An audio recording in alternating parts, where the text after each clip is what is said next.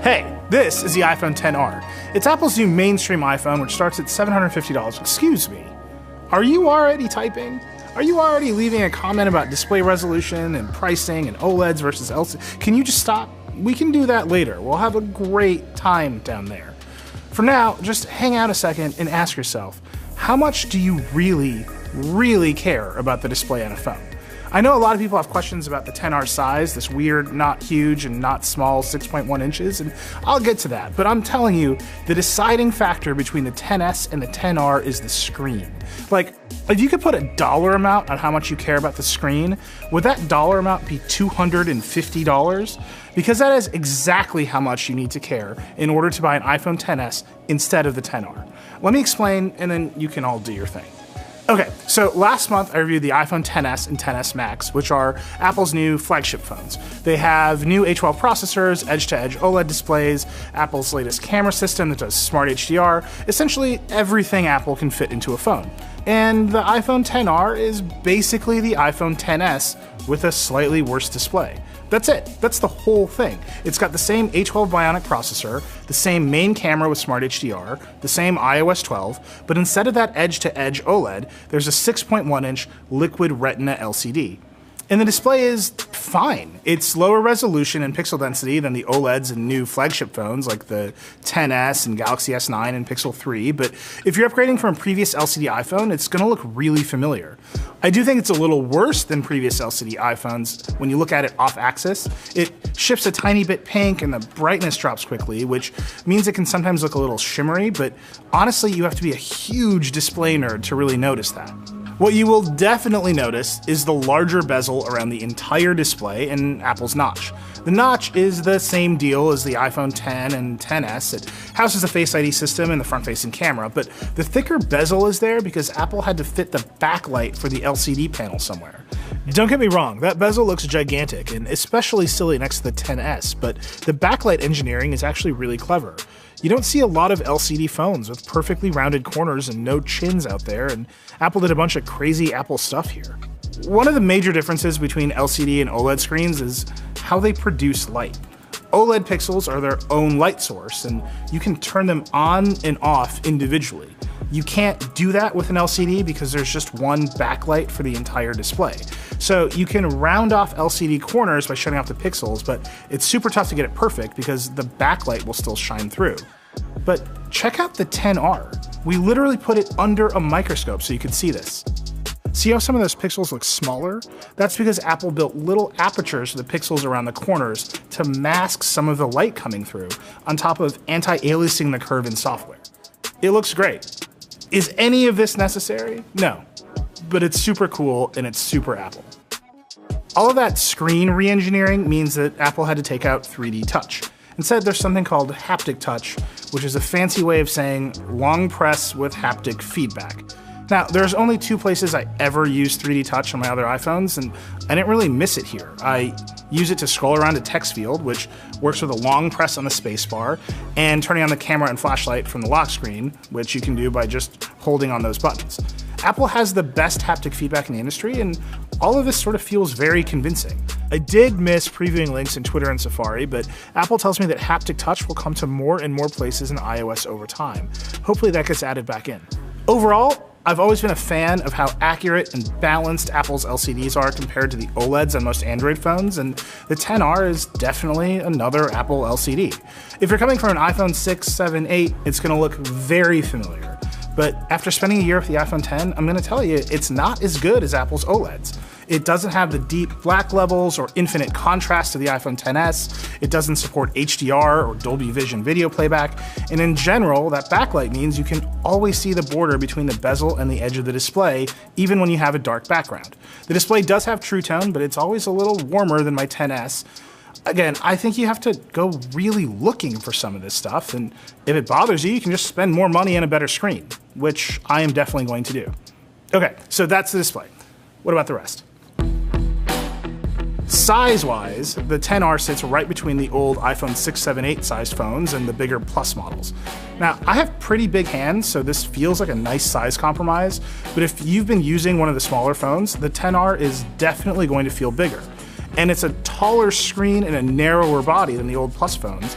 I would definitely recommend going to the store and holding this thing before you buy it, because it's a totally new size of iPhone and it's different than anything you might be familiar with. If you're a small phone person, you're basically going to be stuck with last year's iPhone 8 or paying more for an iPhone XS.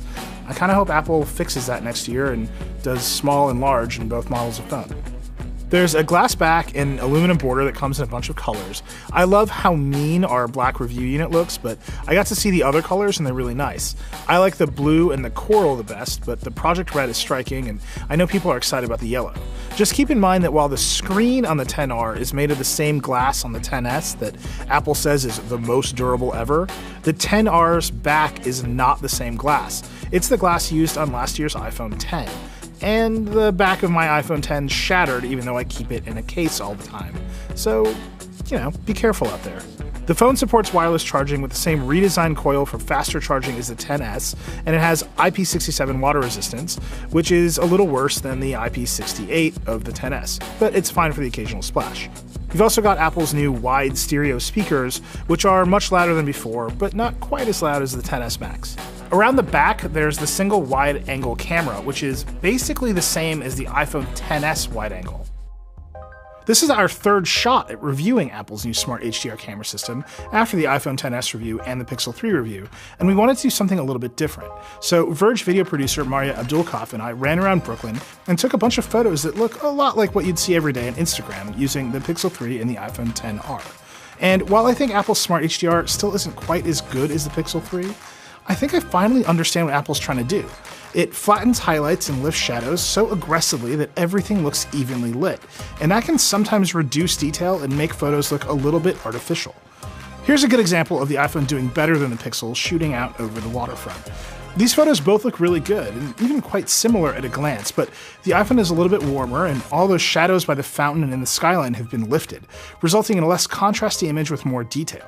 The Pixel 3 is more dramatic, but the iPhone XR is more even. But Apple Smart HDR doesn't always get it right. This photo of Maria against a bright backlight would be challenging for any camera, and you can see how the iPhone XR brought down the highlights in the background, lifted the shadows on Maria's face, and warmed everything up, while the Pixel exposed Maria correctly and let the background highlights blow out way more naturally. The Pixel also captured more detail on Maria's face. I much prefer the Pixel here. It's the same thing with selfies. The iPhone brought up the shadows so much that it made the black jacket turn gray. It almost looks like we shot this photo with a fill flash, and there's far less detail in Maria's face. Again, I really prefer the contrasty look of the Pixel 3 photo. There was a bunch of controversy around the front camera on the iPhone XS, which people claimed was smoothing out and beautifying skin, but Apple tells me that was all a bug, and that iOS 12.1 will improve selfies on the XR and XS by picking a sharper base frame instead of a blurrier long exposure. I don't have iOS 12.1 yet, so we'll just have to see how it works out. Okay, here's a really hard one. Low light with weird lighting in a bar. I think most people will prefer the iPhone here, but it also doesn't actually look like reality. The iPhone found Maria's face, exposed it correctly with the right skin tone, and then flattened all the highlights and lifted all the shadows to make the scene look even. Again, it almost looks like we brought lights to the bar and lit the photo. The Pixel 3, on the other hand, does a much better job of capturing the strange red light in this room, even if the photo is a lot darker and weirder. Now, do you want a photo that's more accurate to reality or more pleasant to look at? I cannot tell you. It's a really subjective decision. The XR only has a single lens on the back, and I'm just going to come out and say that I don't miss having the second lens from the XS at all. I never really took zoom photos of the XS, and the XR's single lens portrait mode is actually really good. In fact, I prefer the XR's portrait mode to the XS because shooting using the brighter wide-angle lens means it works better in low light and takes more interesting photos. Check out this photo we took on the riverfront where I was able to capture the sign in the background. It just wasn't possible to get this shot in portrait mode on the XS or the Pixel 3, which crops in for portrait mode. And in low light, the XR is obviously better than the XS. This photo in a bar looks like a grainy, dark mess using the XS's telephoto, compared to the XR, which did a halfway reasonable job. The XR's portrait mode also has Apple's nice fall-off blur, which looks more like a real bokeh than the sort of bad cutout blur you see from the Pixel 3. Now, I don't really use portrait mode on any of these cameras. I don't think any of it looks terrific or perfectly cut out, but the XR's portrait mode is kind of the most flexible and useful of the bunch. After 3 rounds of testing Apple's Smart HDR, I'm beginning to understand what it can and can't do, and I'm starting to get better photos out of it. It can definitely take photos no camera has ever really taken before, but it still crushes detail and produces artificial looking images way more often than I'd like, while the Pixel 3 just produces winners consistently. As always, I can't possibly tell you what to like better, but I know that I prefer the consistency and naturalness of the Pixel 3 over the XR. And this is all just the first stages of computational photography, so I would expect the competition between Apple and Google to be fierce over time. But right now, I would pick the Pixel 3. The iPhone XR has the same video capture as the iPhone XS. It can shoot 4K 60. When you shoot in 24, it adds frames to create greater dynamic range, and it records stereo audio. If you want to record video on your smartphone, you should get an iPhone. In terms of performance, the XR was essentially identical to the XS as I used it day to day, and it even hit basically the same benchmark numbers in some quick tests. It has slightly less RAM than the XS, it's 3 gigs instead of 4, but it's pushing like half as many pixels, and honestly I think the RAM spec matters way less with iOS than it does on Android phones. Apple's chips are so far ahead of the industry that it's clear the A12 Bionic has tons of headroom to spare. I think the XR is going to feel fast for at least a few years.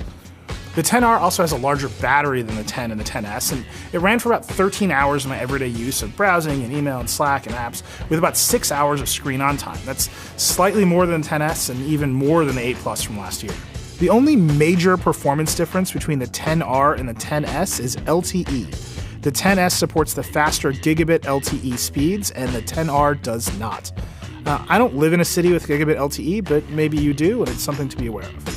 So there's a lot of iPhone 6s out in the world, like more than you think, and I think a lot of people are going to upgrade to the XR from the 6s. So I have to mention that there's no headphone jack, which I think will prompt another round of annoyance, and there are also basically no accessories for the XR yet. Apple doesn't even have its own XR cases ready, which is a little strange. And there have never been official battery cases for any iPhone X, which is a shame. There's also no third-party headphone adapters. There's just a bunch of stuff missing. So if you're upgrading right away, it's worth noting that the accessory ecosystem is a little thin right now, but I would expect that to get a lot bigger fast. If one thing is clear about the iPhone XR, it's that Apple is going to sell tons of these. There are huge upgrades from the iPhone 6, 7, 8 generation with Apple's latest processors and cameras, a big screen and updated design, and a competitive opening price of $750. And honestly, when we first started making this video, it felt like the big question would be, what is the XR missing compared to the XS? But now that I've used this thing for a while, it's flipped in my mind. The real question for iPhone buyers is whether spending $250 more on the XS is really worth it over the XR, because the XR offers almost everything you would want in a 2018 phone, minus an OLED display. I would pay that extra money in a heartbeat because I am really, really picky about screens.